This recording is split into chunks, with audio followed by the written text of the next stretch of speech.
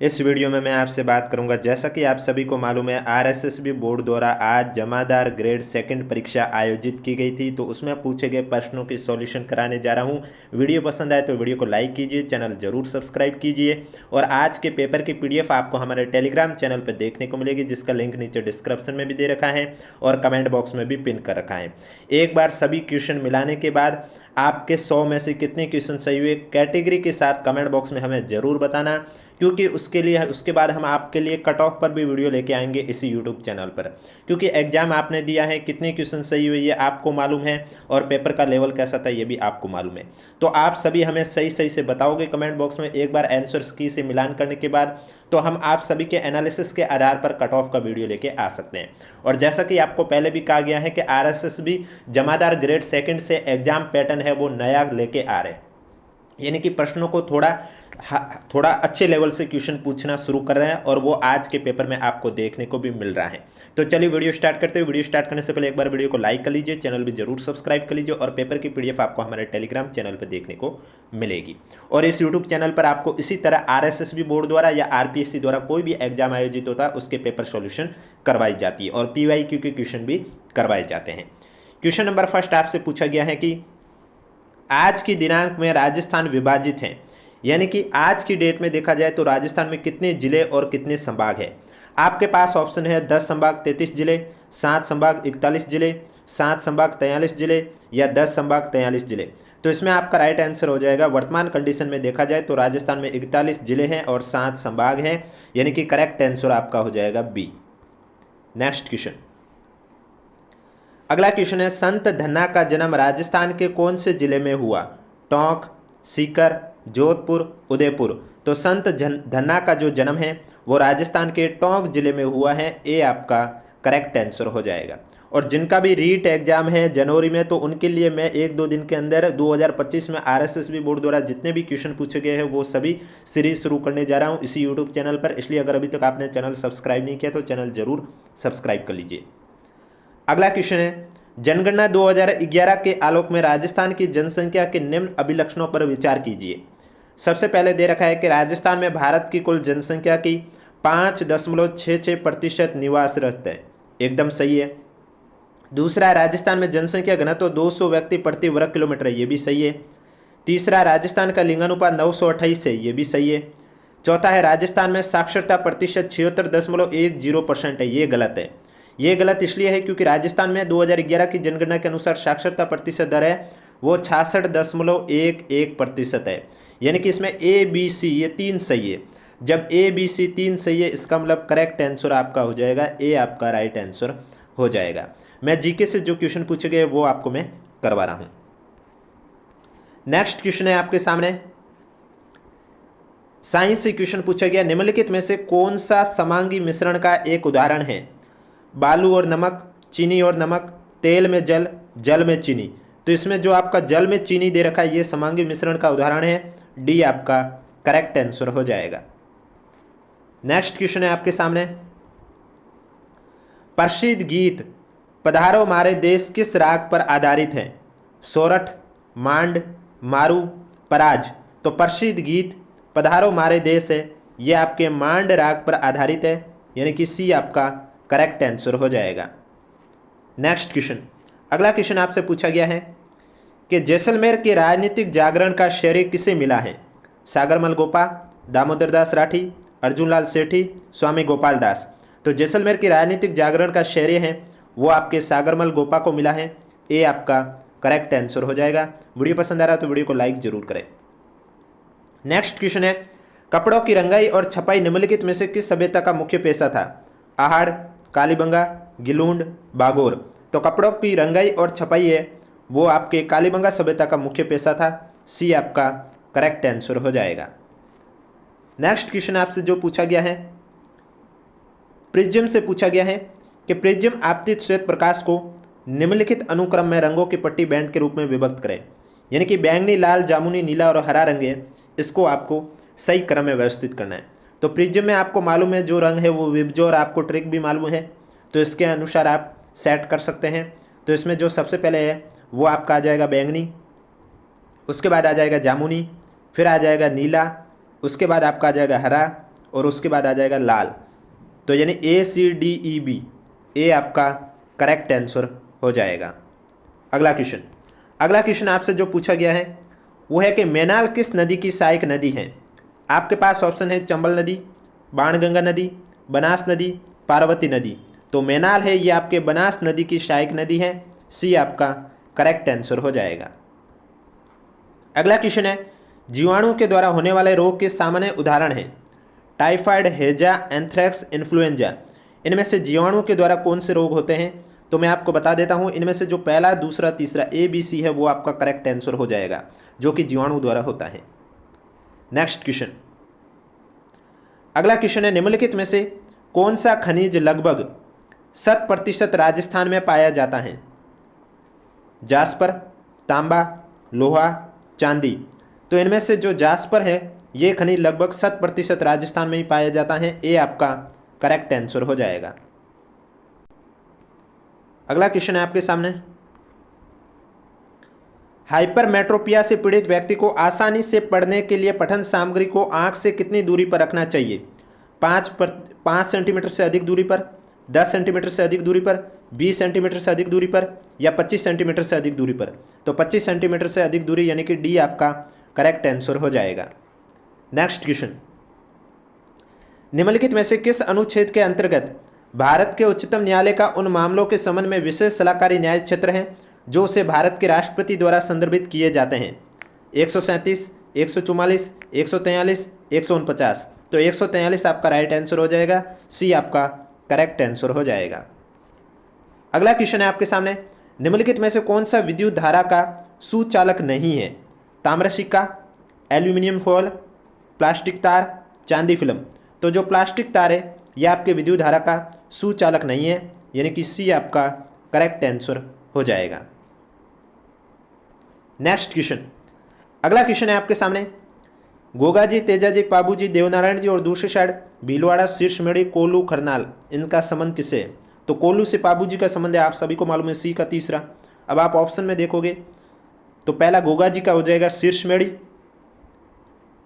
इसके बाद दे रखा है तेजा जी, तेजा जी का आपका हो जाएगा खरनाल, पाबू जी का कोल्लू, देवनारायण जी का हो जाएगा भीलवाड़ा, यानी कि दूसरा, चौथा, तीसरा, पहला। ऑप्शन नंबर बी आपका करेक्ट आंसर हो जाएगा। अगला क्वेश्चन है आपके सामने, भारतीय संविधान के अनुच्छेद 32 के संबंध में कौन सा सत्य नहीं है? अब देखो, भारतीय संविधान के अनुच्छेद 32 के संबंध में बंदी प्रत्यक्षीकरण सही है, परमादेश भी सही है, प्रत्यक्ष आदेश गलत है, अधिकार पर्चा भी सही है। तो सी आपका करेक्ट आंसर हो जाएगा। और वीडियो पसंद आ रहा है तो एक बार वीडियो को लाइक कर लीजिए, चैनल भी जरूर सब्सक्राइब कर लीजिए। अगला क्वेश्चन है, दिसंबर जनवरी में पश्चिम से आने वाले शीतोष्ण चक्रवातों से राजस्थान में 2 या 3 बार हल्की वर्षा होती है, उसे क्या कहा जाता है? हाड़ौती, पगपुगल, वागड़, मावट।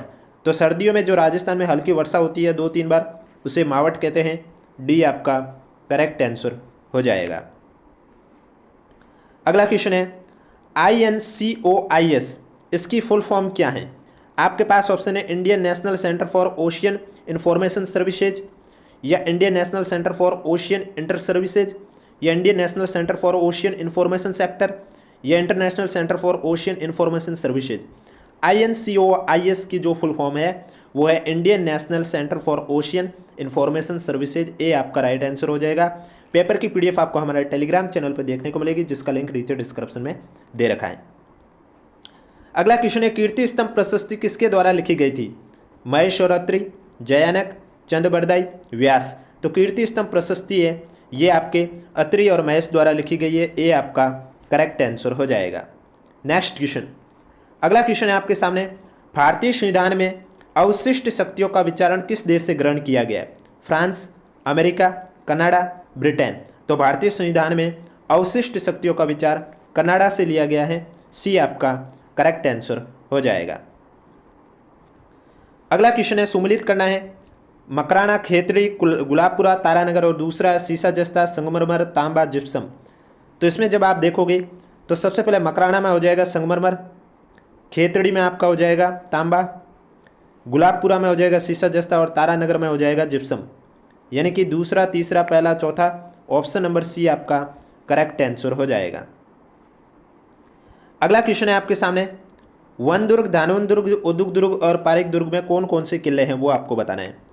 तो इसमें वन दुर्ग में हो जाएगा शिवाना का किला, धानवन दुर्ग में आपका हो जाएगा जैसलमेर किला, उदुग दुर्ग यानी कि जल दुर्ग में हो जाएगा गागरोन किला और पारिक दुर्ग में हो जाएगा बीकानेर किला। चौथा, तीसरा, दूसरा, पहला, ऑप्शन नंबर बी आपका राइट आंसर हो जाएगा। नेक्स्ट क्वेश्चन, अगला क्वेश्चन है आपके सामने, किसने जयपुर और बूंदी के इंद्रगढ़ से पूरा पाषाणकालीन हस्त कुठार कुल्हाड़ी है वो खोजी थी। आपके पास ऑप्शन है C A Hackett, R C Agrawal, B Allchin, V N Mishra. तो सी हैकेट ने जयपुर और बूंदी के इंद्रगढ़ से पूरा पाषाणकालीन हस्त कुठार और कुल्हाड़ी खोजी थी, ए आपका करेक्ट आंसर हो जाएगा। नेक्स्ट क्वेश्चन, एस मुरलीधरन को जीवन पर्यंत श्रेणी में द्रोणाचार्य पुरस्कार 2024 दिया गया, वो किस खेल से संबंधित है। Cricket, hockey, badminton, shooting.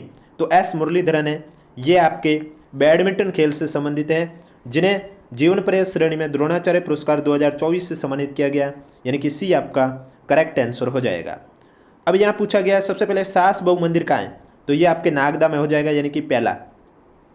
उसके बाद दे रखा है हर्षद माता मंदिर आबानेरी में है, तीसरा। एकलिंग जी का मंदिर उदयपुर में, चौथा। जगत शिरोमणि मंदिर आमेर में, दूसरा। पहला, तीसरा, चौथा, दूसरा ऑप्शन करेक्ट आंसर हो जाएगा। अगला क्वेश्चन, किस वर्ष राजस्थान सरकार ने पर्यटन को उद्योग के रूप में घोषित किया था। 1988, 1989, 1990 या 1991। तो 1989 में राजस्थान सरकार ने पर्यटन को उद्योग के रूप में घोषित किया, बी आपका करेक्ट आंसर हो जाएगा। नेक्स्ट क्वेश्चन, अगला क्वेश्चन है, राजस्थान का गणगौर त्योहार है ये किस देवी देवता से संबंधित है। शिव गणेश, शिव पार्वती, विष्णु लक्ष्मी, देवी दुर्गा। तो राजस्थान का जो गणगौर त्योहार है ये शिव और पार्वती से संबंधित है, यानी कि बी आपका राइट आंसर हो जाएगा। नेक्स्ट क्वेश्चन, अगला क्वेश्चन आपसे पूछा गया है, एक साइड पद दे रखे और दूसरे साइड नाम बताए गए, आपको सम्मिलित करके करेक्ट आंसर बताना है। जैसे कि ज्ञानेश कुमार का दे रखा है, तो ज्ञानेश कुमार भारत के मुख्य निर्वाचन आयुक्त हैं, यानी कि दूसरा हो जाएगा। टीवी सोमनाथन की बात करें तो ये कैबिनेट सचिव है, यानी कि पहला हो जाएगा। सूर्यकांत भारत के मुख्य न्यायाधीश है, यानी कि चौथा हो जाएगा। और उपेंद्र द्विवेदी थल सेना प्रमुख है, यानी कि तीसरा। तो दूसरा, पहला, चौथा, तीसरा, ऑप्शन नंबर सी आपका राइट आंसर हो जाएगा। नेक्स्ट क्वेश्चन है आपके सामने, सवाईमाधोपुर, सिरोही, राजसमंद, उदयपुर और भीलवाड़ा जिलों के पश्चिमी भागों में किस प्रकार की मिट्टी पाई जाती है। जलोढ़ मिट्टी, लाल पीली मिट्टी, काली मिट्टी, लेटेराइट मिट्टी। तो सवाईमाधोपुर, सिरोही, राजसमंद, उदयपुर और भीलवाड़ा जिलों के पश्चिमी भाग में लाल पीली मिट्टी पाई जाती है, बी आपका राइट आंसर हो जाएगा। नेक्स्ट क्वेश्चन, वालरा क्या है। मत्स्यन, स्थानांतरित कृषि, खनन, वाणिज्य कृषि। तो वालरा आपका स्थानांतरित कृषि है, बी आपका करेक्ट आंसर हो जाएगा। नेक्स्ट क्वेश्चन है आपके सामने, राजस्थान के जिलों के उनके कालक्रम में व्यवस्थित कीजिए जिस क्रम में 1857 की क्रांति वहाँ पर घटित हुई थी।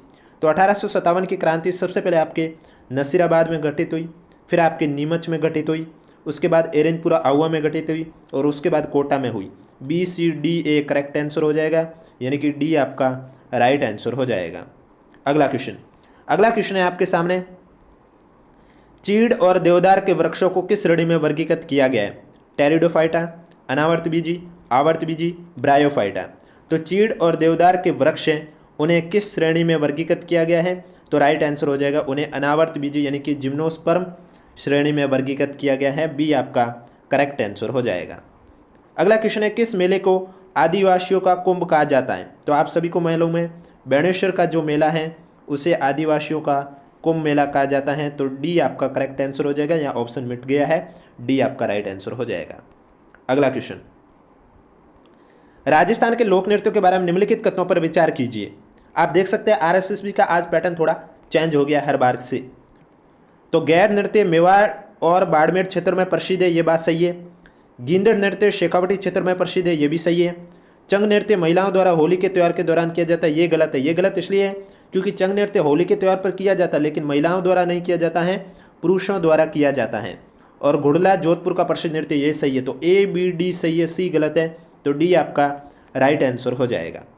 और वीडियो पसंद आ रहा है तो एक बार वीडियो को लाइक कर लीजिए, चैनल भी जरूर सब्सक्राइब कर लीजिए। अगला क्वेश्चन है आपके सामने, भारत निर्वाचन आयोग द्वारा आयोजित विशेष ज्ञान पुनरीक्षण SIR जिसे कहते हैं सर का मुख्य उद्देश्य क्या है। मतदान की तारीखें बढ़ाने के लिए, मतदाता सूची को पुनः अद्यतन, सत्यापित और सही करना, पुनः चुनाव कराने के लिए, या पुराने मतदान केंद्रों को वैध बनाना और नए मतदान केंद्र शुरू करने के लिए। तो सर है वो मतदाता सूची को पुनः अद्यतन, सत्यापित और सही करने के लिए इसका मुख्य उद्देश्य यही था। तो हो सकता है आगामी एग्जाम में आपको किसी भी एग्जाम में सर की फुल फॉर्म पूछ ले तो आपको पता होना चाहिए विशेष ज्ञान पुनरीक्षण। तो करेक्ट आंसर आपका हो जाएगा बी, आपका राइट आंसर हो जाएगा। अगला क्वेश्चन आपसे पूछा गया है, नीचे दो कथन दे रखे हैं, अभिकथन के रूप में लिखित है और दूसरा उसके कारण के रूप में, आपको सही बताना है। अभिकथन दे रखा है कि सूती वस्त्र राजस्थान का परंपरागत और प्राचीन उद्योग है, ये एकदम सही है। कारण है the Krishna mills limited Rajasthan में प्रथम सूती वस्त्र मिल थी, ये भी सही है कारण। मैं आपको जीके और कुछ साइंस के क्वेश्चन जो आज से पूछे गए वही करवा रहा हूँ, मैथ के क्वेश्चन मैं आपको नहीं करा रहा हूँ। ए और आर दोनों सही है, आर ए की सही व्याख्या है, यानी कि ए आपका करेक्ट आंसर हो जाएगा। यानी कि ये बात सही है कि सूती वस्त्र राजस्थान का परंपरागत और प्राचीन उद्योग है और the Krishna mill limited Rajasthan में प्रथम सूती वस्त्र मिल है, ये भी सही है। तो ये आपका राइट आंसर हो जाएगा। अगला क्वेश्चन है, अटल पेंशन योजना किस वर्ष में शुरू की गई थी? 2014, 2015, 2016 या 2017?